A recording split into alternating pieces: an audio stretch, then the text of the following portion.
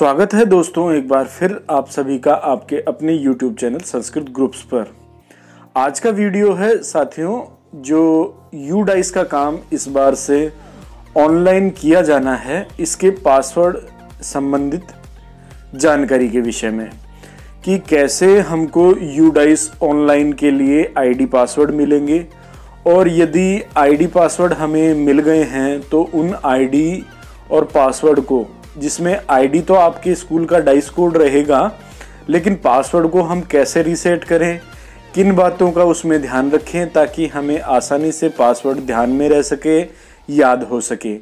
और यदि किसी संस्था प्रधान को अभी तक भी डाइस कोड ऑनलाइन फीडिंग के पासवर्ड प्राप्त नहीं हुए हैं तो उन संस्था प्रधान को क्या करना है, कैसे अपने डाइस कोड के पासवर्ड जनरेट करवाने हैं, किससे संपर्क करना है, और यदि डाइस फीडिंग के अंदर आपको किसी भी स्तर की कोई समस्या आ रही है तो उसका समाधान कहाँ होगा, कैसे होगा, इन सभी सवालों से जुड़ा हुआ है आज का हमारा ये वीडियो।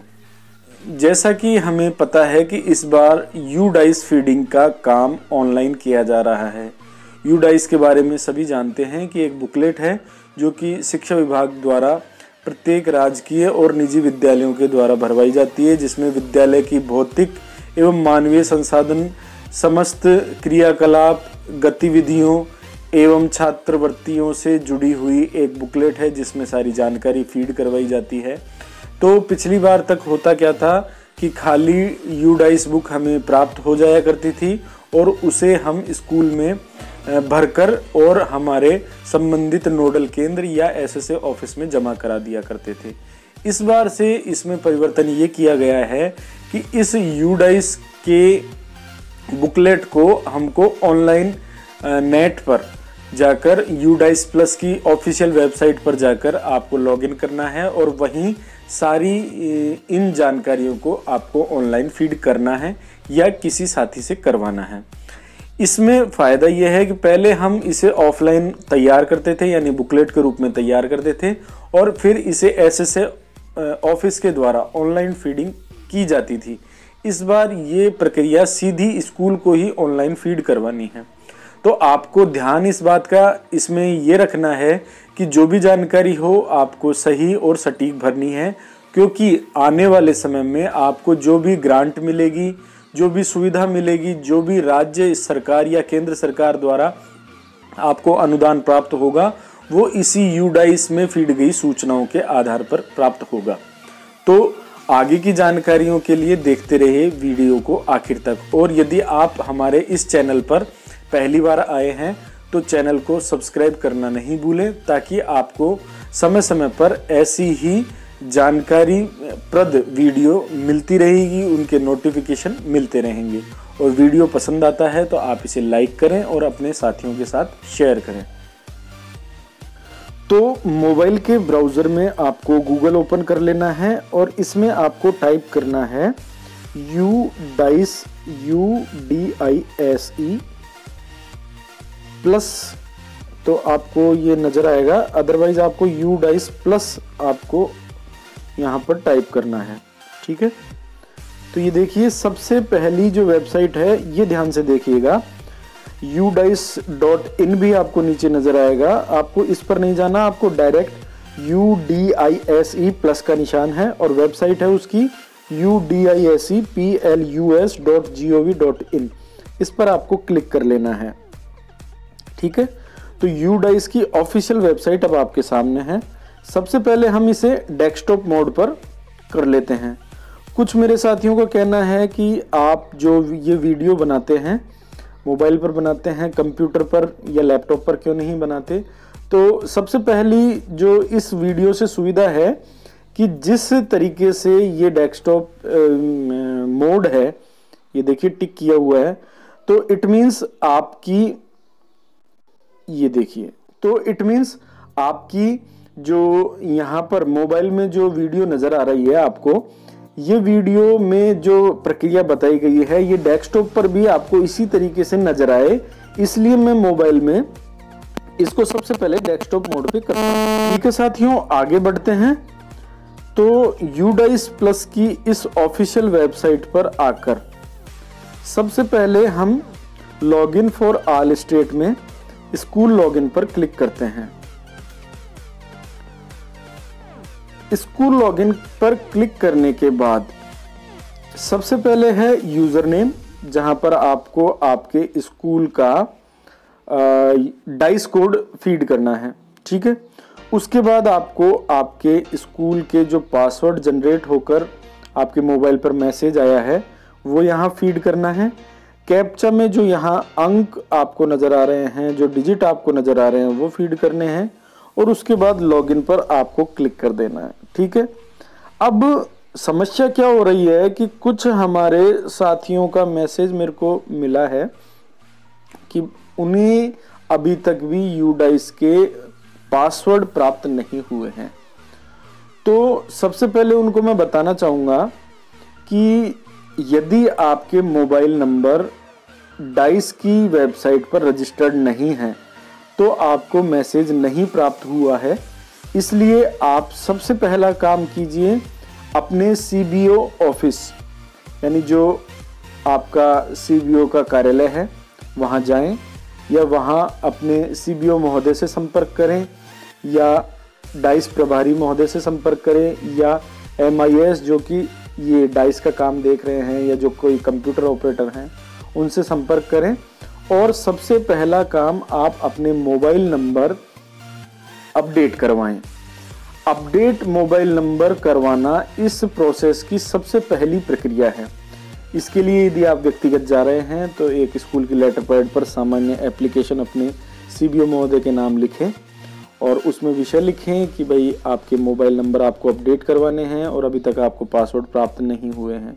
ठीक है, एप्लीकेशन लेटर पैड पर लिखकर आप सीबीओ महोदय को दें और वहीं आप हैंड टू हैंड अपना मोबाइल नंबर वहां अपडेट करवा लें। ज़्यादा लंबी प्रक्रिया नहीं है, 2 ही मिनट का काम है। जैसे ही आपका मोबाइल नंबर अपडेट हो जाएगा तो उसके बाद देखिए साथियों, चाहे तो आप वहीं से पासवर्ड जनरेट करवा लें, अदरवाइज यहां आकर इस पर फॉरगेट पासवर्ड पर आप क्लिक करें। ठीक है, यहां ध्यान से देखें आप, तो पहला ऑप्शन आपको नजर आएगा यूजर आईडी और दूसरा ऑप्शन आपको नजर आएगा रजिस्टर्ड मोबाइल नंबर। आपको करना क्या है, आपके यूजर आईडी यानी स्कूल का जो डाइस कोड है वो आपको यहां डालना है।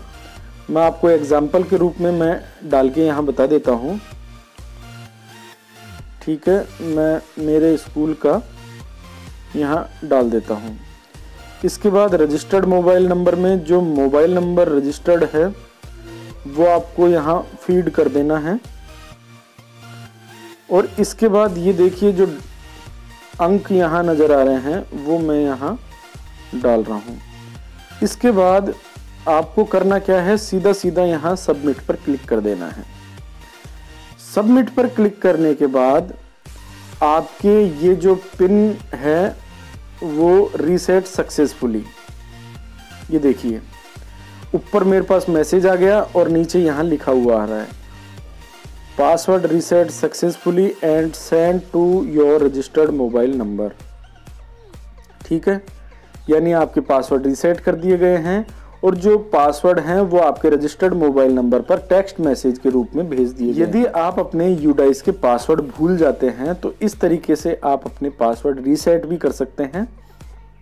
तो रीसेट करने का ये तरीका था या पासवर्ड जनरेट करने का ये तरीका था, लेकिन जनरेट करने से पहले ध्यान देने वाली बात यह है कि आपके मोबाइल नंबर रजिस्टर्ड होना बहुत ज़रूरी है, अदरवाइज आपके पास मैसेज नहीं आएगा।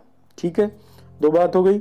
और तीसरी बात कि इस पर जो आपको पासवर्ड आएगा आपके मोबाइल पर वो थोड़ा अटपटा होगा बिल्कुल यूडाइस के नियम अनुसार, लेकिन वो थोड़ा अटपटा होता है, हमको जल्दी से याद नहीं हो पाता है। तो सिंपल पासवर्ड बनाने के लिए आपको पासवर्ड रीसेट करने होते हैं, वो हम लॉगिन के बाद ही कर पाएंगे।